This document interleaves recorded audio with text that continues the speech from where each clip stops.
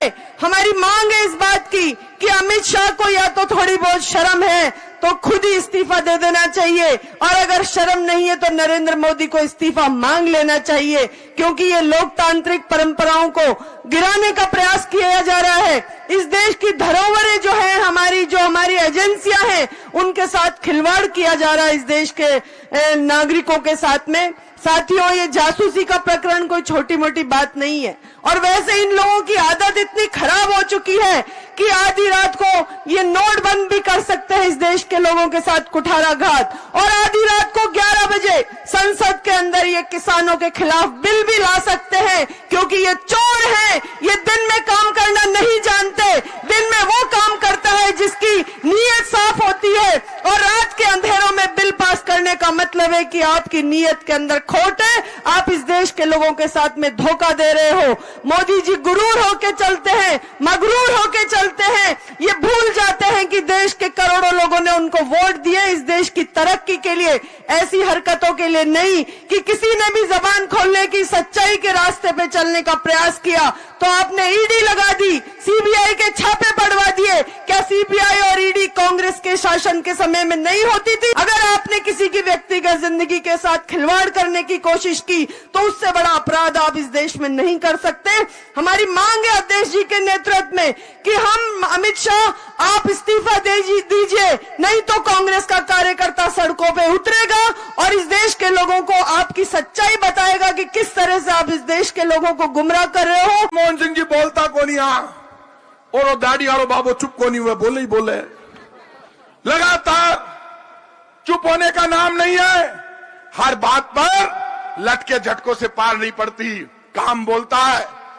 और आज मैं आपसे कह रहा हूं, आज ये धरना हो रहा है, जासूसी कांड हो गया, जासूसी कांड में टेप हो गए, हमारे ऊपर कहने लगे महेश जोशी जी को आरोपी बना दिया, नोटिस दे दिया, सीएम साहब के ओएसडी को नोटिस दे दिया।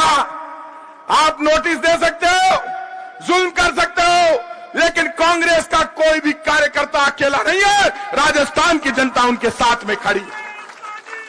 इसलिए आप ये समझते हो कि किसी एक कांग्रेस कार्यकर्ता को डराकर सीएम के ओएसडी को नोटिस देकर सच्चाई को आप छुपा सकते हो? आप नहीं छुपा सकते। हिंदुस्तान ने देखा, आपने सरकार गिराने की कोशिश की, आपके केंद्रीय मंत्री साथ में खड़े थे। आज कह रहा हूं, मैंने तब भी कहा था कि यदि पैसे के दम पर राजस्थान की सरकार गिरेगी तो यहां पे बीजेपी के लोग शपथ नहीं ले सकते। मैं गारंटी से कह रहा हूं, ये मजाक नहीं है, ये मध्य प्रदेश नहीं है, ये कर्नाटक नहीं है। आप ये समझो कि मनमानी कर लोगे, बेईमानी कर लोगे, ये नहीं चलेगा। आज का धरना यही बता रहा है। एक अध्यक्ष ने 1 वर्ष पूरा किया, लेकिन लगातार पिछले 20-25 दिन से हमारा आंदोलन चल रहा है। अब जासूसी शुरू हो गई। जासूसी सिर्फ कांग्रेस वालों की नहीं हो रही, ये अपनी बुआ जी के पीछे पड़े हैं। मैं आज आपसे कह रहा हूं, बुआ जी के पीए की जासूसी हो गई, ताकि बुआ ला गए।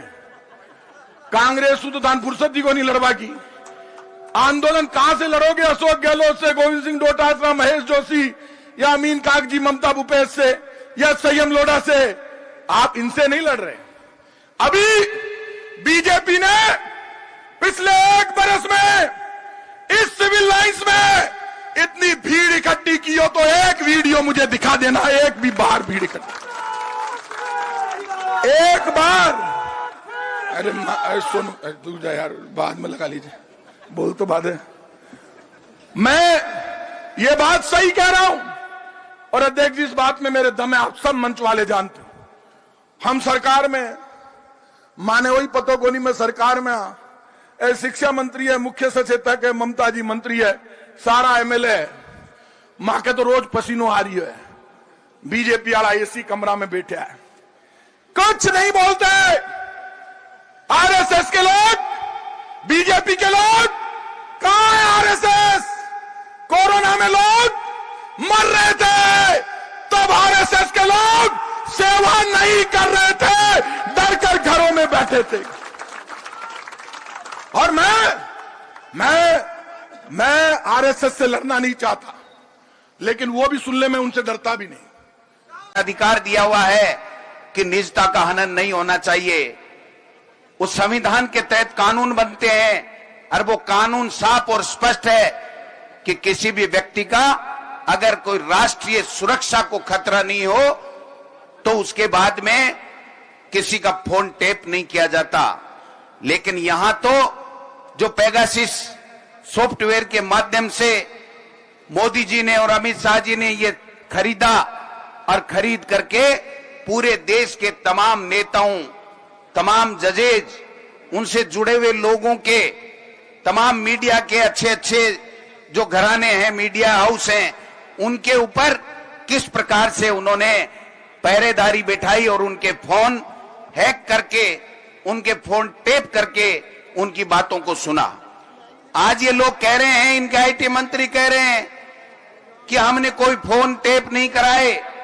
2019 में लोकसभा के अंदर इसी मोदी सरकार के मंत्रियों ने यह कहा था कि हां, हमें शिकायत मिली है कि एनएसओ को हम लोग नोटिस दे रहे हैं कि किस प्रकार से फोन टेपिंग हो रहे हैं। मैं समझना चाहता हूं कि आप बताइए, जब सरकार के अलावा ये सॉफ्टवेयर मिल नहीं सकता, मोदी जी और अमित शाह के अलावा कोई खरीद नहीं सकता, तो आप किस प्रकार से अपने केंद्र के मंत्री, अपने पूर्व मुख्यमंत्री, अपने नेता, हमारे नेता राहुल गांधी जी, उनका स्टाफ और तमाम मीडिया के बड़े बड़े हाउस, प्रिंट मीडिया के लोग, उनके फोन किस प्रकार से टेप किए जा रहे थे, ये बताने का कष्ट करेंगे मोदी जी और अमित शाह जी। हमारे नेता राहुल गांधी जी बार बार कहते हैं कि इससे बड़ी झूठों की कोई पार्टी नहीं है। ये अमित शाह और मोदी जी झूठों के बादशाह हैं। ये देश के ऊपर हिटलर शाही से शासन कर रहे हैं। न अपनी पार्टी के लोगों को पूछ रहे हैं, न दूसरों को पूछ रहे हैं। मैं कहना चाहता हूं कि आरएसएस के लोग इसके ऊपर शासन करवा रहे हैं। ये वही आरएसएस के लोग हैं जो गोविंद मेघवाल जी सही बात कह रहे थे कि कांग्रेस पार्टी और यहां के महान नेता सब मिलकर के जब देश को आजाद करा रहे थे, तो ये आरएसएस के लोग उसकी मुखबिरी करने का, अंग्रेजों की मुखबिरी करने का काम कर रहे थे। ये वही लोग हैं, यही संस्कृति है। आरएसएस की पाठशाला में यही पढ़ाया जाता है और इसीलिए देश के लोग इस आरएसएस से नफरत करते हैं, इस आरएसएस को सबक सिखाना चाहते हैं। और मैं इस मंच के माध्यम से कहना चाहता हूं, ये छोटी मोटी बात नहीं है, ये छोटा मुद्दा नहीं है। आप किसी को नहीं बख्श रहे हो, सबकी निजता का हनन कर रहे हो, सबकी बातों को टेप कर रहे हो। एक पति और पत्नी बात कर रहे हैं, उसकी फोन को आप टेप कर रहे हो। एक नेता अपने परिवार से बात कर रहा है, उसका फोन टेप कर रहे हो। एक नेता अपने नेता से बात कर रहा है, उसकी फोन को आप टेप कर रहे हो। अरे आपने तो नेताओं को छोड़ो, नेताओं के ओष्ठियों को भी नहीं छोड़ा। इससे ज्यादा नीचता की कोई पराकाष्ठा जो मोदी सरकार ने की है वो हो नहीं सकती है। मैं निवेदन करना चाहता हूं, अगर इनमें दम है तो सुप्रीम कोर्ट से जांच करवाइए। लेकिन मैं कहना चाहता हूं इस मंच के माध्यम से, इस मोदी सरकार ने अगर कहीं रेड डलवाई, इनकम टैक्स की हो चाहे ईडी की हो, वो अगर रेड इन्होंने डलवाई है तो अपने भी नेताओं के साथ साथ कांग्रेस के उन तमाम नेताओं के खिलाफ जो चाहे मुख्यमंत्री हो, चाहे मुख्यमंत्री के नजदीक हो, उन सब के ऊपर रेड डलाने का काम कर रहे हैं।